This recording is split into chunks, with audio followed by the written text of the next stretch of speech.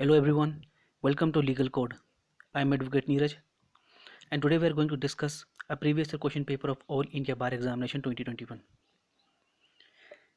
जैसा कि आपको पता ही होगा कि इस बार बेयर एक्ट अलाउड है एग्जामिनेशन में और बाकी आप अपनी बुक्स या फिर जितने रेफरेंसेस के लिए आपने नोट्स लेके जाते हैं it will not applicable from जो इस बार का जो बार एग्जामिनेशन होगा और इसीलिए आपको प्रीवियस ईयर क्वेश्चन पेपर करके आपको जरूर जाना है because previous year question paper से बहुत सारे क्वेश्चन रिपीट्स होते हैं।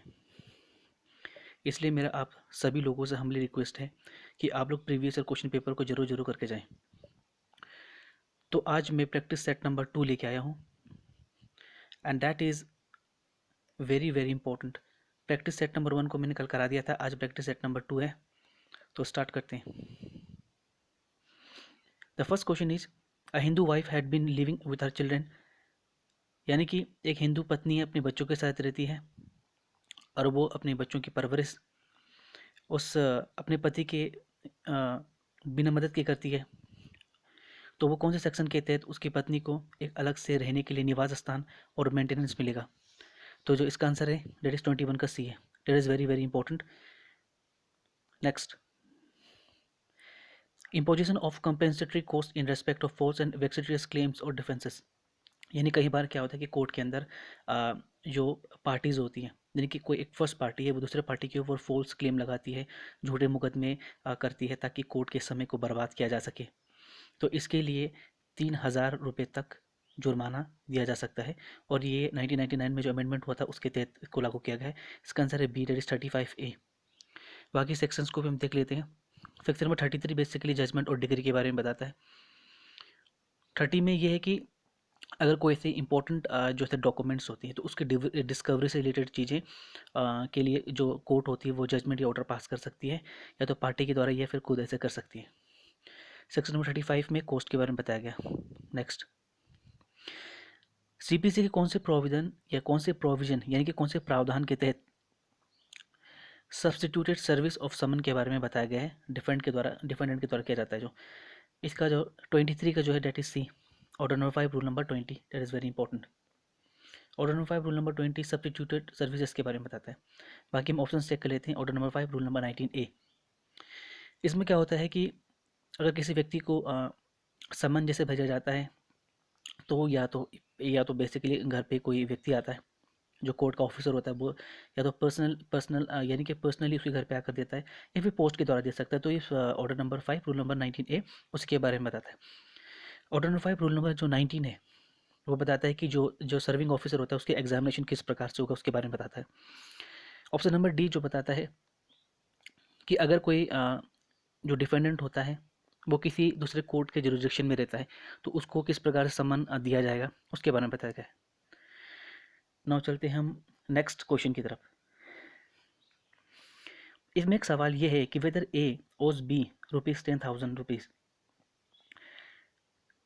तो इंडियन एविडेंस एक्ट के कौन से सेक्शन के तहत इसमें होगा? देखिए मैंने कल आपको ये बता दिया था कि मोस्ट ऑफ द केसेस यानी कि 95% केसेस बता रहा हूँ, यानी कि मोस्ट ऑफ द क्वेश्चंस जो AIB में आते हैं अगर ऑल ऑफ द अबव जो ऑप्शन होता है उसको टिक मार सकते हैं क्योंकि वो मोस्ट ऑफ द केसेस में सही ही होता है और इसीलिए ये भी बिल्कुल सही है।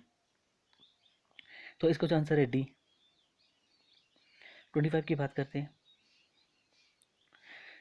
25 में बताया गया कि so much of the such information whether it's amount to the confession और नॉट, तो ये कौन से सेक्शन के तहत है? That is section 27। Section number 27 में क्या बताया गया है कि अगर कोई व्यक्ति पुलिस वाले को या पुलिस को कोई भी कन्फेशन करता है that will not applicable before the court, लेकिन अगर उसकी इन्फॉर्मेशन से कोई ऐसी चीज़ यानी कोई ऐसे फैक्ट के बारे में पता चलता है, यानी कि कोई इसने अगर किसी व्यक्ति की हत्या की है तो उसकी हत्या में जो हथियार प्राप्त हुए हैं उस हथियार को प्राप्त होने तक की जो सूचना होगी that will admissible before the court. तो सेक्शन 27 उसी के बारे में बताता है। बाकी सेक्शन को हम लोग देख लेते हैं। 25 में बताया गया है कि पुलिस ऑफिसर के सामने कोई भी कन्फेशन करता है दैट विल नॉट एप्लीकेबल। 26 की हम जब बात करते हैं तो 26 में ये है कि पुलिस कस्टडी में रहते हुए कोई इंसान के जो स्टेटमेंट होते हैं that will also not applicable. बाकी आप रेस्ट ऑफ द आप देख लीजिए।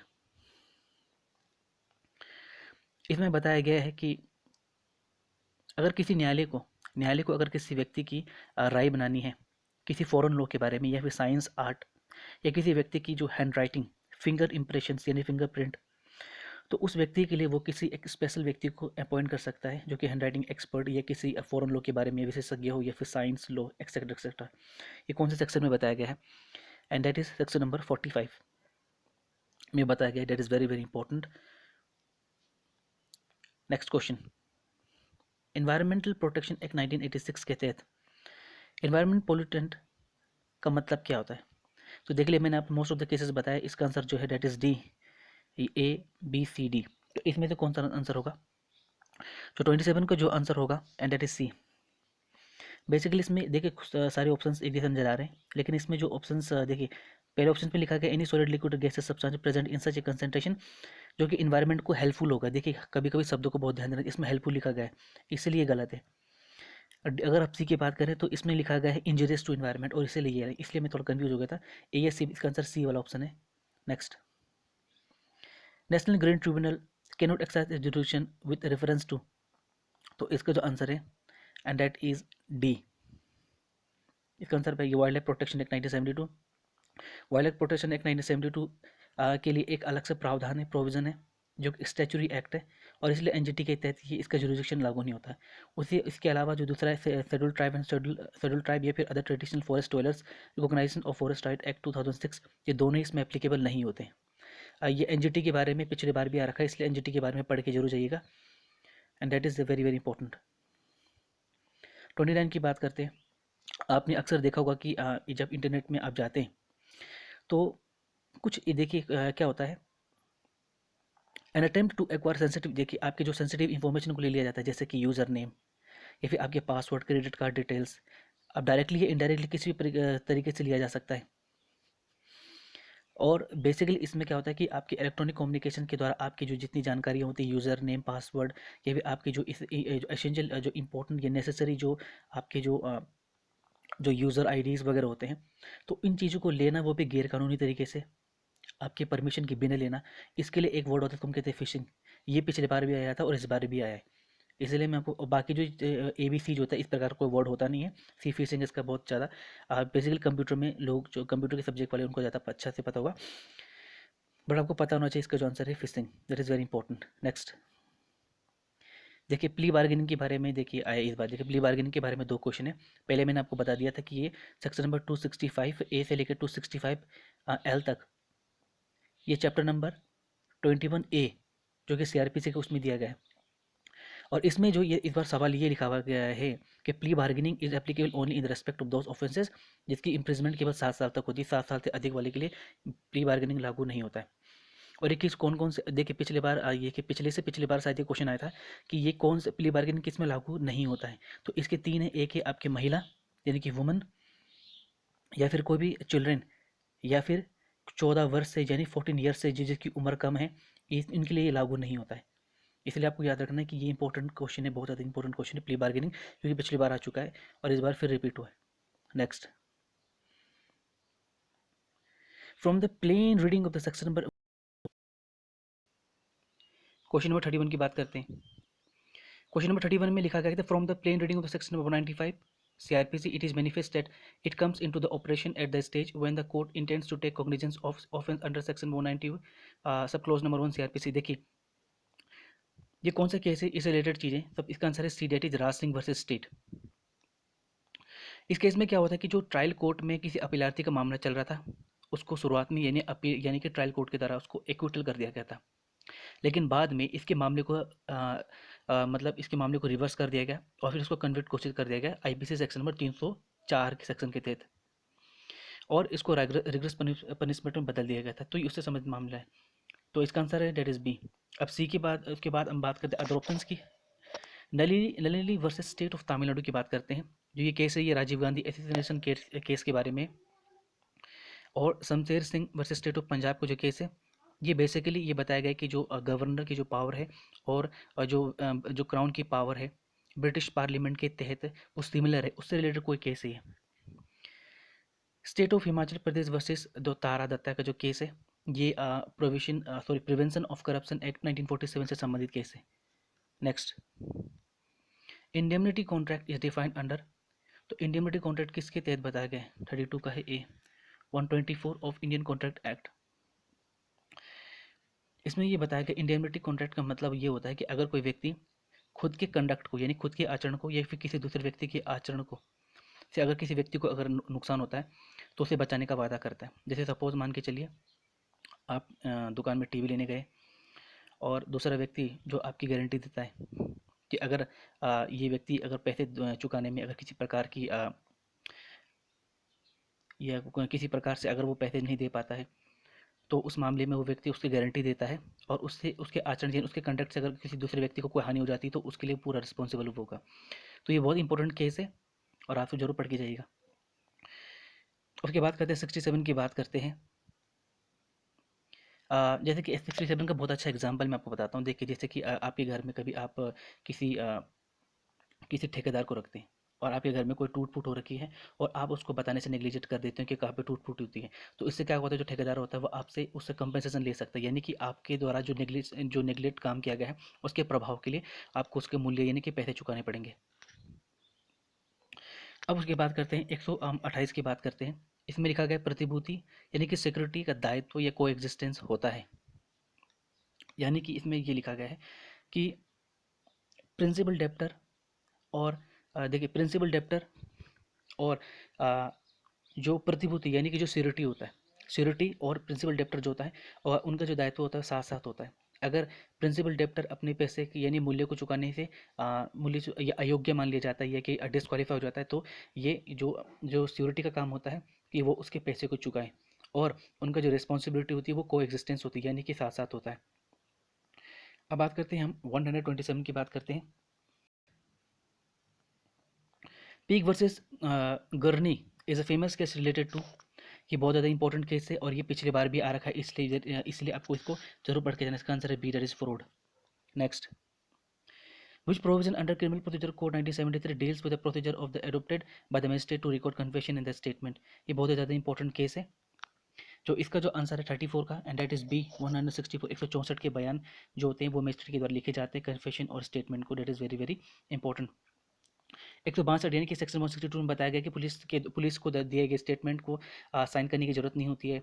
फिर 163 ए में बताया गया है कि कन्फेशन और स्टेटमेंट के बारे में बताया गया है 164 में, जो मैंने आपको बता दिया। 163 ए में बताया गया है कि जब आपको मतलब किसी प्रकार का इंड्यूसमेंट यानी प्रलोभन नहीं दिया जाएगा, यानी कि अगर आपको जब इस स्टेटमेंट या कन्फेशन लिखा जाता है आपको किसी प्रकार का प्रॉब्लम इंड्यूसमेंट नहीं किया जाएगा आपके साथ। 163 ए में ये बताया गया। 165 में बताया गया है search by the police officer eight is official capacity. Next, attachment of the property of the person absconding can be done under section number, CrPC के कौन से सेक्शन के तहत ये किया जाता है? तो 35 का ए है, दैट इज 83। देखिए 83 में बताया गया अटैचमेंट ऑफ द प्रॉपर्टी यानी कि जो व्यक्ति फरार हो जाता है तो उसकी प्रॉपर्टी को किस प्रकार से अटैच किया जाता है उसके बारे में 83 में बताया गया। 82 में बताया गया है कि the proclamation for the person that is absconding, अगर मान के चलिए कि कोई व्यक्ति जब वो मतलब अपने वो फरार हो जाता है तो 30 दिन के अंदर अंदर उस न्यायालय में उसको उपस्थित होना पड़ता है और बताना पड़ता है कि क्यों ना उसकी प्रॉपर्टी को जब्त कर लिया जाए क्योंकि वो वहाँ से भागने की कोशिश कर रहा है। तो इससे रिलेटेड है 82। उसके बाद बात करते हैं 85 की बात करते हैं कि अगर कोई व्यक्ति है जिसकी प्रॉपर्टी को अटैच कर लिया गया जो कि फरार हो चुका है और वो न्यायालय के सामने आने में आनाकानी करता है तो कोर्ट के पास पावर होती है कि उसकी प्रॉपर्टी को बेच सकती है या किसी प्रकार से रीसेल करवा सकती है। और सेक्शन नंबर 86 में बताया गया है कि अगर कोई भी प्रॉपर्टी जो है आज कोई किसी भी मामले में मजिस्ट्रेट के द्वारा जब्त कर लिया जाता है तो उस मामले में उस मामले को रीस्टोर करने के लिए अपील किया जा सकता है, ये किया उससे संबंधित मामले। नेक्स्ट 36 में बताया गया कि not consistent take cognizance of the case.